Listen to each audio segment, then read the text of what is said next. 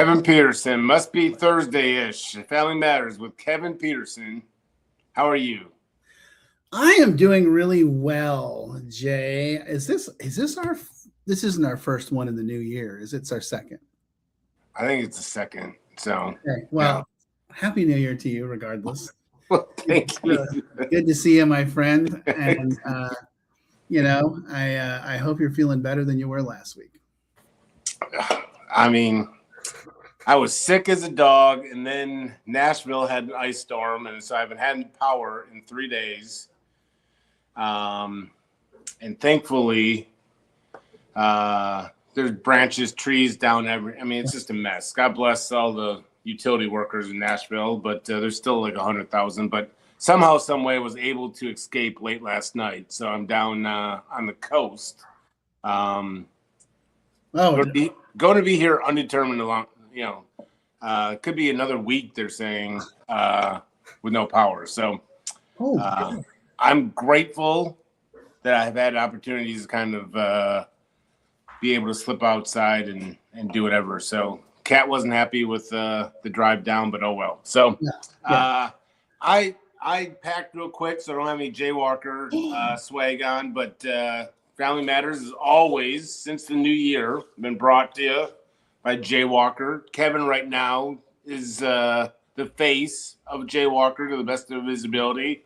But I know last week you were in family program, so kind of want to give an update or like a brief overview of what happens at a family week. Some people hear family week and they think of, God knows what else. So right.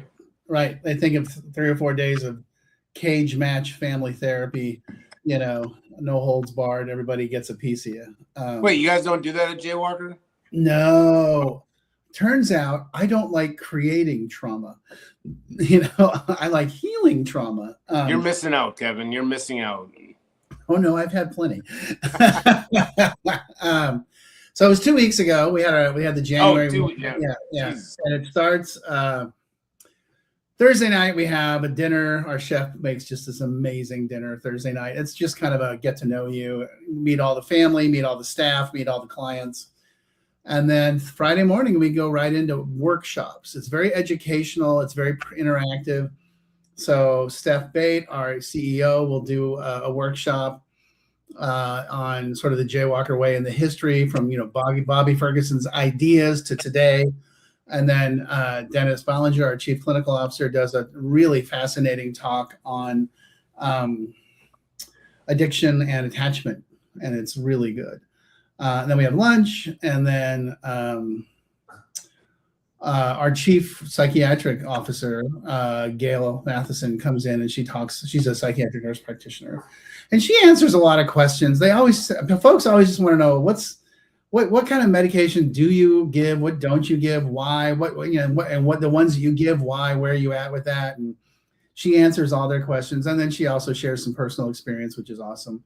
And then Casey does like an aftercare. Our chief medical or marketing officer does an aftercare program discussion. And then that night, there's an AA meeting they go to, speaker meeting on Friday night. And then on Sunday or Saturday morning, we do another great talk by my colleague, Chandra McLaughlin, who's an LMFT and sober. And she talks about family communication and uses the Gottman style. And then we do an interactive. And then that afternoon, Saturday afternoon, Sam Funger, our alumni director, comes in and tells his story. And the funny part there is that like a year and a half ago, I didn't have anyone to speak on a Saturday afternoon, and I was panicking. And I stuck my head in the tech office, and there was Sam with his, purple hair. And I was like, "Hey, what you doing?" And he's like, "Nothing." "Great. I need you to come tell your story." And I didn't know his story. Yeah. I knew he was an alumni. And oh my God, I was just like, I was a drunk fraternity boy. Okay. I caused trouble, but I was your garden variety alcoholic, as they say in the big book. These kids today, I'll tell you. And he really knocked it out of the park. So he's kind of my guy. And then Sunday morning, we do like a wrap up and a brunch and a some reflection stuff and that sort of thing. So it's really not about coming in and doing like heavy duty family therapy. It's more like, let's get together and realize why we like each other and create that foundation and move forward, you know. But I got to tell you a funny story. I'm always in the market for a funny story. Well, Can I steal it? Well, I mean, you're gonna love this one. So I always bring Bert with me, you know, the Boston Terrier therapy dog, and he is a big hit, man. Everybody loves him, and he loves the dinner Thursday night because, you know, he gets lots of food. I wasn't paying attention at the dinner Thursday night, and he snuck out. He went out the back door. Somebody left the back door open. And it took me about 15 to 20 minutes to realize that he was missing. So I went into a full-fledged panic because he was gone and I couldn't find him. And I had about half a dozen people spanning all over Carbondale in cars and in person with flashlights and nothing. I mean, I was like panicked. I was really freaking out. And then it struck me, this is a small town. Call the cops. And I called the cops and I was like, hey, I'm missing my dog. I'm right here by the White House pizza place, and I had a little dog, and the guy's like, the dispatcher was like, what's he look like? I'm like, he's about 18 pounds, black. He was in the pizza place, wasn't he? No, he gets better. And the guy's like, hold on. And I can hear him on a radio. He's like, yeah, we got him. And I'm like, really? He's, yeah, we just dropped him at the shelter. So you better get over there because they're going to shut their doors. So I bolt over to the shelter, leave the dinner, bolt over to the shelter, and I catch the lady as she's driving out the parking lot. Oh, wow. And I'm like, hey! And she's like, are you here for the little black dog? I'm like, yeah. And she's like, I got to call the cops and make sure they're pressing charges on you. I'm like, oh, shit, okay. So she calls the cops, and the cop's like, no. He's, it was all. By the way, at this point, this is like 45 minutes, okay? This is not like hours. And then the girl that worked the shelter downstairs comes up and, Bert's all, hey, what's up? And she's like, he's so cute. And I'm like, I'm going to kill him. Yeah. And I said, do I pay you? And they're like, no, he's been here 15 minutes. And I was like, okay, well, I want to donate. They're like, no. And then there were these pile of Aspen Valley Animal Shelter calendars, fundraisers. And I said, I'll take them all. And I bought them all. And so came back, everything's all hunky-dory.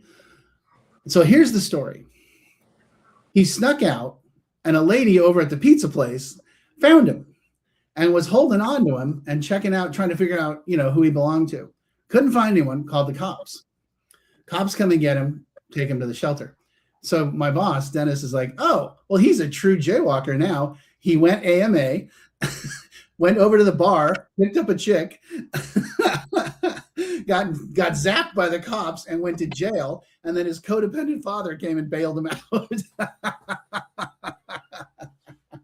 So that's how the family weekend started. But it was a tremendous success. Oh, wow. Yeah.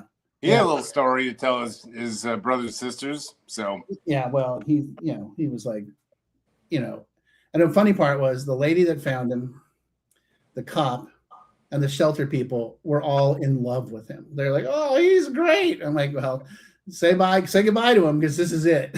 Yeah. Anyway. All right. What do you got for me?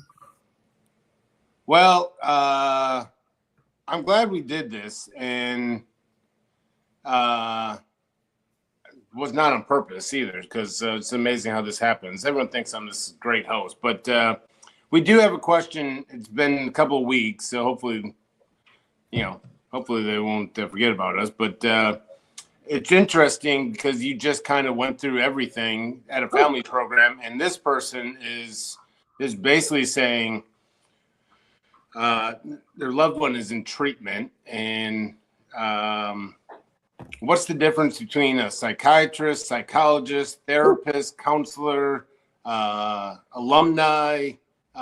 She's like, I can't tell you how many different people I'm telling or are talking to, and it all seems as if they all have a different version of my son. What does this all mean, and who should I really even listen to? Oh my gosh, that's a hell of a question. Well, let's start with the roles, okay? So at our facility, and I'm sure you're familiar with this, we start with what we call behavioral technicians, behavioral health technicians. And the truth of the matter is, those are the guys that run the place. Those are the guys that are there 24/7. They know what's up. They know all the scoop. They're the ones that transport people. They're the ones that go to the meetings with them, do the activities with them. They're with the guys all the time. Now at Jaywalker, I'd say about 90% of those guys are alumni. Yeah. And they have to have a year sober before we'll hire them. But it's a pretty groovy job, and it's pretty. So that's your behavioral tech on the ground, handling your son 24/7. They're there 24 hours a day. They're the ones administering the drug tests. They're the ones delivering them to doctor's appointments, therapy, yada yada yada. Next step up, we have individual therapists. The individual therapist meets with your son. And, depending on the system of the place you're working at, they may or may not engage with you and just kind of give you some updates. We don't do that. The family therapists do that at our place, and then we can get there. And then there are some clinical supervisors that supervise the therapists. We have some interns, people that are in graduate school, and we have some contract workers that do specialized work, therapy work. At Jaywalker, everyone that is a therapist is licensed. Some of them are dually licensed, and meaning mental health and addiction. And then in the family program, we have 2 LMFTs, and then we also now have an intern. She's awesome. And then we have what we call a psychiatric nurse practitioner who can prescribe medication and is also trained in therapy. So she meets with the guys as well and interacts with the guys as well, and also does the prescriptions. And then we also have a psychiatrist that works with us as well. So as far as clinical, that's kind of who's who and what's what. And now, and then we have an alumni director, we have an admissions team, we have a CEO, we have a co-CEO, we have a chief financial officer, we have a marketing officer, a chief clinical officer, and they're the ones that kind of, handle business. And we have a director of operations also. So now, as far as her question, which is who should I believe, or is that what it kind of was? Like, yeah, who should I listen to, or kind of. So, yeah. Oh, and by the way, at Jaywalker, you have to have a sponsor and you have to work the steps, or you can't stay with us. So who should you listen to? Well, in our house, I would say you need to listen to your family therapist, because the family therapist is the one that's going to deliver you the information and the update on your son, and also help you process what you're doing and how you're changing your family system. And in our house, at our place, there's an entire homework curriculum for the families. So it's not just an hour's worth of tell me about my son. It's very briefly tell me about my son. And then I start with, okay, how'd you do with the homework? Where are you in the homework? And we get 3 different kinds of families. The ones that devour it and love it, and they're like, oh, this is great. And then the ones that start it and then kind of like, oh God, I'm so busy. Oh, it's so much. It's so hard. It's so long. And I can generally prod them to do a little bit better job. And then the ones that are like, yeah, I'm not doing it. And I'm like, okay, why not? Screw him. I don't have a problem. He does. This is his issue. My job is to make money so that he can go to therapy treatment, not to learn anything about it. And so I don't fight with those people, but I guess that's the answer, is that listen to the family therapist. If the facility you're working at doesn't have one, I would suspect that you probably have a contact through the admissions department, like the business development person or the admissions person, and they generally are the ones that take most of the phone calls from the families. So, but you should definitely come to Jaywalker so we can work with you, because we do it differently and it's very successful. Yeah. Mm-hmm. Well, yeah, I sure hope they're not getting bogged down with everyone. And I mean, it's great that there's communication and all, but I mean, there is such a thing as, as too much, but yeah, all the license you're talking about license. The techs and the alumni are not the ones. They're not licensed. They're just that's how I got my start. And if given the option, I would go back to being a tech. And I mean, good Lord, I mean, talk about the best days of my life. But yeah, the joke is like, oh, okay, congratulations, you've graduated from the program. Now you're sober. Here's the keys to the van. Yeah. Make sure they don't fight in the back row, and just, yeah. It somehow, some way they still trusted me to drive the van, but there was some complaining, and then I found that we can stop for ice cream afterwards, which is a pretty big no-no, but don't worry about me. I'm about being everyone's best friend. And so that eliminated the complaints about my driving, going too fast, but then I got it from the staff saying, like, why are they going to ice cream? And I'm like, well, they were so good at the meeting. And so, yeah, in other words, best time of my life, but don't hire me as a tech. So, yeah. But but the techs and the alumni guys are the ones that like hang with the guys. Yeah. And best time of, anyone. I couldn't recommend it enough. And there's some people that have gone directly into business development or wherever it may be, and good for them. But good Lord, being a tech is everything, man. It. Yep. But all righty. What else you got? So there's so her dad, grandpa in the case, it sounds like, or daughter or son, one of the two. So grandpa is being a grandpa and basically spoiling, and has been very successful. And so ultimately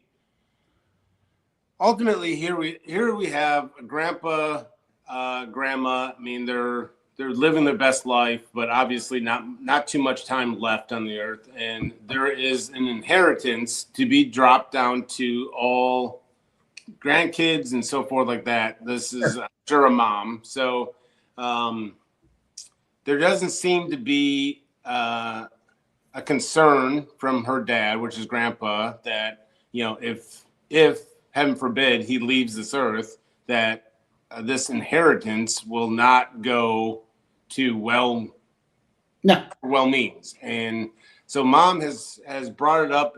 She says she has never pushed it very hard, just casually mentioned it, but she's, I guess, looking for advice and kind of out. So we have grandpa that has, she says, not millions, but it's big enough. And so there's obviously an inheritance. How does one bring up to grandpa, or it could be anyone within the family, for everyone trying to relate to this? Inheritance, I can tell you, is the death to someone in active addiction. And so it sounds as if grandpa's like, oh, well, like, he's one of my grandkids, he's going to get it. And sounds like there's concern from the grandpa, but I know my experience, you can put things into play. But how would you consult with this mom, dad, whatever, looking to kind of prevent an inheritance with someone at active addiction? This, by the way, we deal with this all the time. That's all the time. Got a bunch right now. A lot of times, if the trust is already set up, or the whole concept is set up ahead of time and the person's already dead, it's kind of too late. Yeah. But ideally, if they're still alive, what you want to do is put somebody in charge of it, not the person, not the grandchildren. You want somebody else, whether it's a lawyer or another family member, to be in charge of it as like the executor, And for the person that's struggling with addiction or mental health issues, it just comes with some restraints of, we will, as long as you're testing positive or testing negative and you're sober and you're going to treatment and you're engaged in the process, we're not going to just dump money on you, but we'll pay, we'll pay for school. We'll pay your living expenses. We'll pay for the rent. You know, and we'll buy you. We can pay for a car, but we're not just like, here's $100,000, because you're right, that person will be dead. You know, and I mean, my dad. It was my 1990 was like I turned 25, and I inherited like $25,000 worth of stock. You know, and I sold it immediately and went on a spree. And that shit was gone so fast. I mean, just boom, you know. It's amazing how quick it goes. Oh my God. I was just like, whoa, where did that go? You know, and I had nothing to show for it. Nothing. And no power, no nothing. Oh God, no. Man, I got nothing. And but that's the thing nowadays with the if you drop that kind of money on someone that's actively using, you're pretty much, you know, riding them into their grave, and there's just no two ways about it. So what I would say is kind of like my whole philosophy is, sure, we'll support you and we'll help you as long as you're no drugs, no alcohol, you're working or going to school and have some sort of self-supporting concept, and that you're attending your mental health and your addiction. As long as those things are happening, we're here to help. You know, we're on your side. But if those things aren't happening, nope. And we're gonna create create accountability functions. You know, drug testing, breathalyzing. You know, if you're, you know, school or work, it's, you know, someone's got to be checking on that. And then same thing with the mental health stuff. You know, we'll pay for your therapy. Oh, hey, I noticed you're not going to therapy anymore. You know, so that doesn't work. So alcoholics and addicts crave structure. They need structure. And you know, the worst thing you can do is actually let them, you know, figure it out themselves, because they will always just implode. They need structure. So how does mom, you know, fill in the blank, go to grandpa to get him on board to do this? So you might want to take someone like you or someone like me with you to have that conversation, because you can say, hey, grandpa, God, thank you so much for your generosity. This is so amazing. But I want you to understand, if you give that to him, he's going to die. And the thing is, grandparents all know someone their age or someone they dealt with that was an alcoholic. They all do. You know, or nowadays, drug addict, alcoholic. Yeah. So they're not naive to it. They're not like, what? I don't know what you're talking about. You know, they're like, yeah, okay, I get it. And, you know, it's like, and to be totally blunt, if you're going to drop that kind of cash on someone, I would put restrictions on it. I would be like, sure, I'll give you this money, but you got to keep working, you know, or you got to go to school full time, you know, and, you know, this isn't, you know, lottery money where it's party time. And, you know, that's the worst thing you can do to them. The worst thing you can do to them, you know. Yeah. No, I tell everybody, like, there's still a restriction with my mom and dad that I won't get any money until I'm age 50. Now, I struggled in my 20s and 30s, got sober when I was 31 or something like that. And so when you say 50, that to me sounds like I'm going to be turning 49 in about a month. So we're getting really close to 50 nonetheless. So, but I will say, like, there has been talk, well, let's just get rid of that clause, because I, you know, look at me, I'm a good person, you know, obviously done, you know, and so I've always kind of just said, no, let's just leave it in, like, it's my kind of way of saying, like, hopefully I'll be past 50 before mom and dad pass or something like that. But I mean, it also is a good reminder that, you know, in coming up, you know, 18 years or whatever sober, I don't know if I would still trust myself with an influx of money. Like, it may not be drugs and alcohol that I buy, but, you know, there'd be some. So I get what you're saying, and, you know, educating and putting parameters around it. Critical. Absolutely. I mean, I think if it sounds as if there's kind of needing to be a talk with grandpa about this, and, you know, I think it's simple. Telling grandpa it's not you're taking love away from him or punishing him. It's protecting him, and do simple things, and he still has access to that money. So that's the deal right there. You know, I think you know, just guessing, I have no idea, but I think grandpa probably hears take him out of the will or take him out of the inheritance or something. Reality is, yeah, like what you're saying, like put some restrictions in it, but we're not keeping him away from it. So yeah, just put some speed bumps in it. Yeah, just do with my dad. My dad didn't think that my family didn't think I was going to make it to 50. So they're like, oh, they're probably telling my brothers, don't worry about it. He won't be around 50 anyway. So more for you. But fooled you. So now we can't talk about all this without talking heavy moments. So like not PSA, we never know the situation, but I can relate to this question so much from families. And so let's just make it the last one. Let's end on the heaviest one, I guess.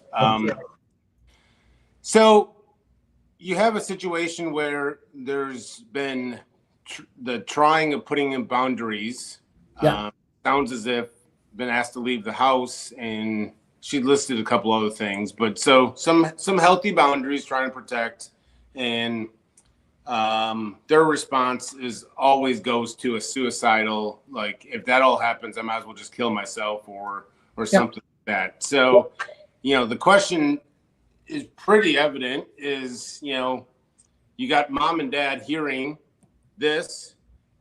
He said it she said like he's been saying it for 15 years and there's been no attempt that they know of. But sure. I think this is where boundaries kind of get a bad name and kind of get that icky feeling with families because they think these boundaries, well, they're just going to hurt themselves or kill themselves or something. Like, how do you dissect this? So the short answer is you call the bluff. And it's, if they have a history of suicide attempts and injuring themselves, then you call 911. It's not your job. You're not qualified for that. Not you, but the mom, when someone says, well, I'll just kill myself. Oh, okay, cool. Well, let's call 911 and let them handle it. Or, let's have a well check on you. I mean, go through all that process. Call the bluff. Oh, okay, you're going to go there. Then we're going to do the appropriate response, which, by the way, as a licensed therapist, is what I'm required to do. So why don't you do it? When somebody says that, I'm like, oh, okay, cool. Where are you? Great. I'm going to handle this right now. Oh, no. You said the magic words, and the magic words come with a visit from, the local constable or whatever. And that's just how the game's played. And, then they're like, well, I just won't tell you anything. Okay, cool. The fact that you're using this as a threat tells me that you're mentally unstable and that you need help. So now I'm going to work even harder and to make it clear that, and if I have to have somebody, if I have to call and well check on you every single day, I will. That's just what I'm going to do. But it's not, here's the important thing. It is not the family's job to manage the person. It is not their job to sit on this person and babysit this person and bring them into the house and all that sort of stuff. No, and no. You've tried that and it doesn't work. So let's put them in the hands of professionals and allow them to get help, and that's really the answer to the question. And I know they don't like it, but that's the answer to the question. And I worked in a psych unit for 3 years, and I worked on a crisis team for 3 years where I was the guy in the ER evaluating those people. And I want to be clear with you, 99% of them were not suicidal. Now, I'm not saying we ignore this. You have to pay attention to it. But what was happening is that things had gotten so overwhelming to them that they didn't have any way of processing it and dealing with it. So they thought, well, this is my solution. Yeah. And it's really not their solution, but they need to sit and talk with someone who can help them come up with strategies. Or they're weaponizing it. I mean, or they're using it as a threat. I mean, you nailed it. I've done this a couple of times with families, and it's funny, not the situation, but when families then say, "All right, well then we're gonna call the cops and we're gonna do a wellness check and go through all of this," and addicts, alcoholics have a way of getting out of any situation. They can talk their way out of a wellness check, but that's not the deal. Like, it's these families then reporting like the suicide talk has gone away. Like ever since we kind of stepped in and said, like, we're going to do this wellness check, we're going to call the cops. They're not really interested in having wellness checks or cops into their lives in active addiction. And so, yes. And we also found in one of the cases, it popped back up. There was a suit, and nothing happened. They went through it. And mom called me. I still remember it was a couple of years ago. And he's like, he just threatened suicide. He hasn't done that for years. And I said, well, you know the drill.